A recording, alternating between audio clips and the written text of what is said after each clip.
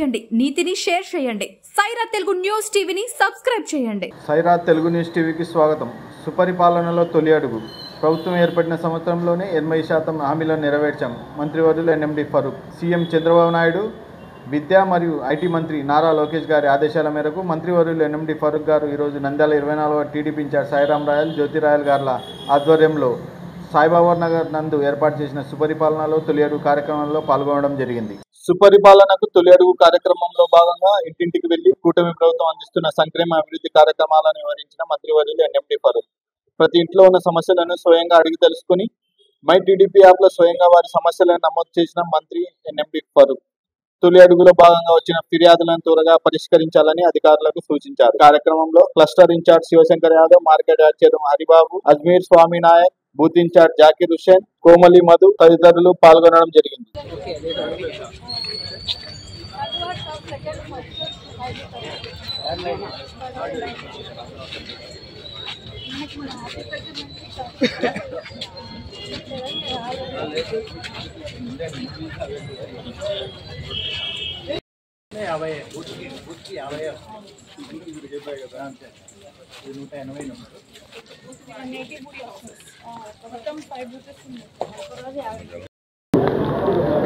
ఈరోజు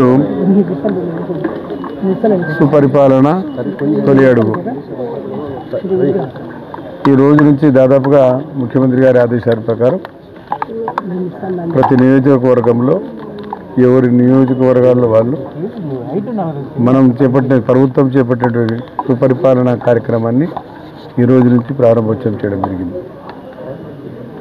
గౌరవ ముఖ్యమంత్రి గారు, లోకేష్ బాబు గారు, డిప్యూటీ సీఎం గారు కూడా ఈ కార్యక్రమంలో పాల్గొని కూటమి ప్రభుత్వం వచ్చి సంవత్సరం అయిపోయింది. సంవత్సరంలో ఏదైతే ప్రభుత్వం ప్రజలకు వాగ్దానం చేసిందో ఆ వాగ్దానాన్ని నిలబెట్టుకోవడం జరిగింది.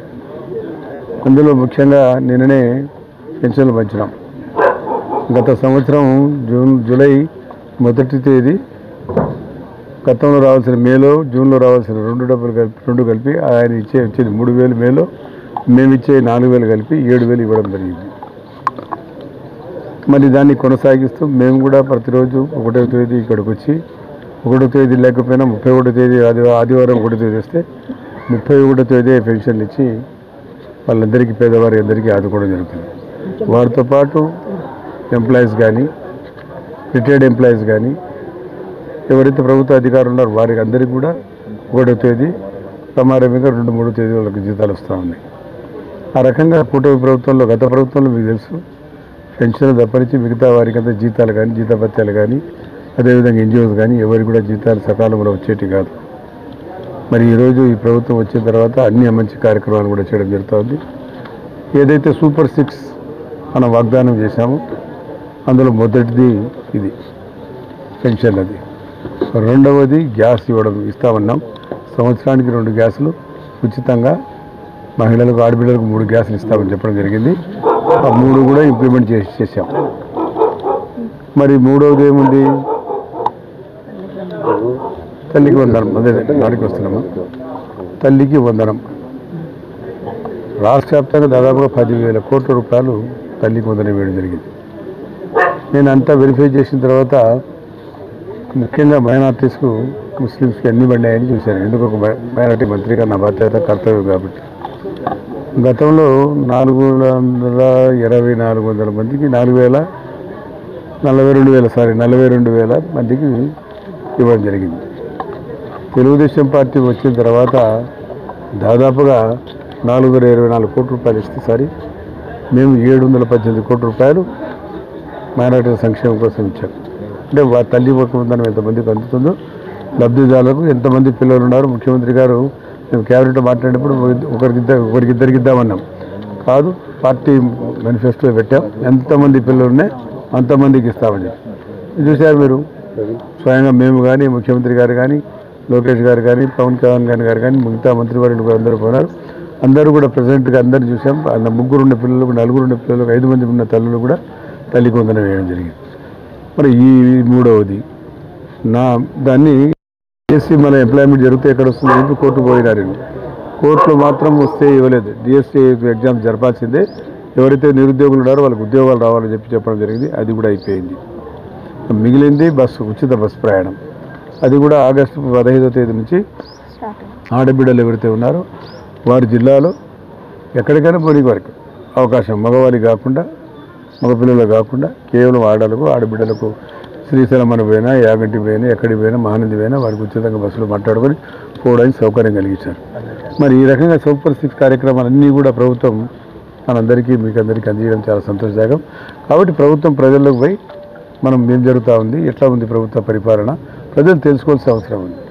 ఎందుకంటే దానికోసం ఈరోజు ప్రజల ముందుకు వచ్చాం, ప్రజలు అడుగుతూ ఉన్నాం ఇంకా ఇబ్బందులు ఉన్నాయా లేదా, తల్లికి వచ్చినాయా లేదా అని చెప్పి అన్ని వర్గాల వారికి, అన్ని మతాల వారికి, అన్ని కులాలకు మతాలకు అతీతంగా ఇవ్వడం జరుగుతూ ఉంది. మళ్ళీ ఈ రకంగా ఈ కార్యక్రమం జరుగుతూ ఉంది. మళ్ళీ నిన్ననే ఇవాళ చూసే పేపర్లో మళ్ళీ ఏదో పాదయాత్ర చేస్తామని చెప్పి అసెంబ్లీకి రాను నువ్వు పాదయాత్ర చేస్తావు, ఎందుకు పాదయాత్ర? ఇంతకుముందు పాదయాత్ర చేసావు, మన సబ్ గ్యాప్లో మీరు జైలు తిరిగింది, నువ్వు జైలు పోతే మళ్ళీ ఇప్పుడు పాదయాత్ర అంట. మరి నియమం 11 మంది గెలిచారు, ఒకటి అసెంబ్లీకి రాలే, ప్రజా సమస్యల గురించి మాట్లాడా. ప్రజాస్వామ్యంలో మనం గెలిచి ఎందుకు పోతాం అసెంబ్లీకి? మన నియోజకవర్గ విషయాలు కానీ లేకపోతే రాష్ట్ర విషయాలు కానీ రాష్ట్ర అభివృద్ధి విషయాలు కానీ అపోజిషన్ మాట్లాడే హక్కు నీకుంది. మాకు ఏదైనా మంచి సజెషన్లు ఇస్తామని చెప్పి మేము అనుకున్నాం. అసెంబ్లీ ముఖమే చూడకుంటే జీతభత్యాలు ఏం తీసుకోనిగా సిగ్గు లేకుండా మళ్ళీ నేను తిరుగుతానంటే ఏం ప్రజలు ఏమనుకుంటా, పిచ్చోళ్ళు అనుకుంటారా, చెవులు పూలు పెట్టుకున్నారు అనుకుంటా, ప్రజలు ఇంకా రిసీవ్ చేసుకుంటారు అనుకున్నాడు ఆయన. అని పిచ్చిలు మాట్లాడుకుంటూ తిరుగుతుంటే ఎవరు నమ్ముతారు? మళ్ళీ నేను కడప నుంచి పాదయాత్ర చేస్తానంటే బస్సు యాత్ర చేయడం మంచిది, పాదయాత్ర చేయలేడు ఆయన. అసలు అనవసరం అసెంబ్లీకి రావే బాబు, నమస్కారం పెట్టి చెప్తున్నాం అందరం కూడా.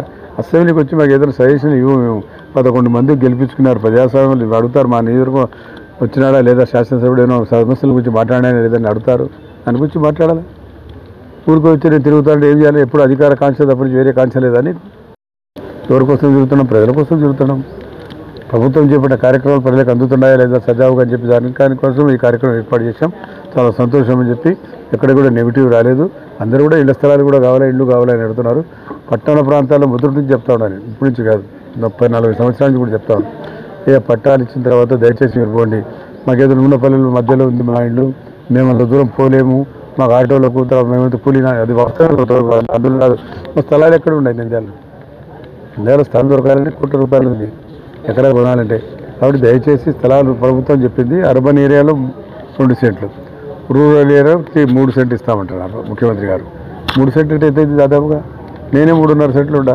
కాబట్టి మనిషికి కావాల్సింది సొంత ఇండ్లు. ఎన్టీ రామారావు గారు చెప్పేవారు, నువ్వు ఎక్కడికి రాబోతున్నావు అంటే నా ఇంటికి పోతున్నావు అని చెప్పాలి. ఇల్లు ఆడదు, సొంత ఇల్లు అంటే ఆడని చెప్పాలి కదా. ఇల్లు లేని యా ఊరితేనేమి. కాబట్టి మొదటి నుంచి కూడా మొన్న కూడా జరిగి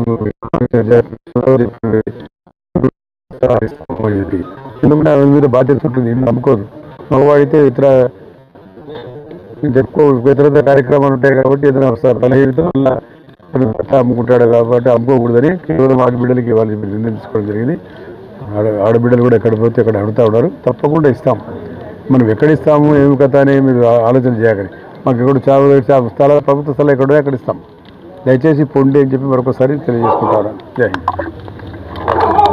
సత్యాన్ని లైక్ చేయండి, నీతిని షేర్ చేయండి. సైరా తెలుగు న్యూస్ టీవీని సబ్స్క్రైబ్ చేయండి.